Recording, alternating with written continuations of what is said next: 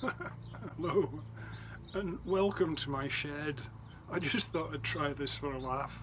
So I'm down on the allotment at the moment.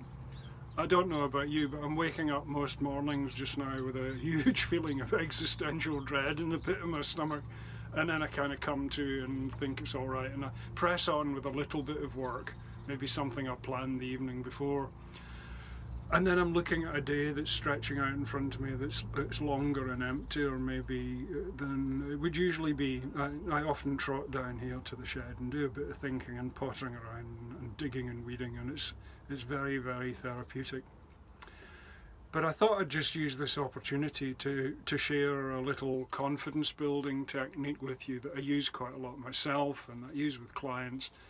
And it's a way of dealing with situations where you can't really see that far into the future and you're surviving on a day-to-day basis, but you want to make sure you're doing the most sensible thing you can in the circumstances and just taking things step by step, moving forward in an incremental way.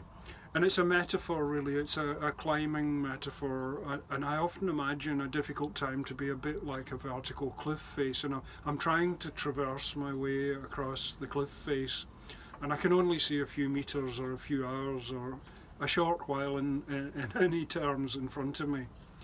And climbers use these things called pitons that they hammer into the cliff face. They can make them very secure, and they can attach a rope to them. And as long as they know they've got at least one piton in, they know they can make it across that gap safely and be secure while they're scratching their head thinking about the next thing to do. And it's a lovely metaphor for planning ahead in very short steps when you're in a state of crisis. So you can use a big sheet of paper for this, or you do it in your head, however you want to do, make a list, I don't know, what's your learning style, you do this in the way that really suits you. And imagine where the next very secure point is. What's the closest point to you that you can secure, that you can get your metaphorical piton in and wrap a bit of rope round it. Make sure that's securely tied round your waist, or whichever bit of anatomy you choose. And then from there, you can hold on a bit and think what the next step might be. And draw this out, and draw the cliff face and imagine where you need to hammer the pitons in.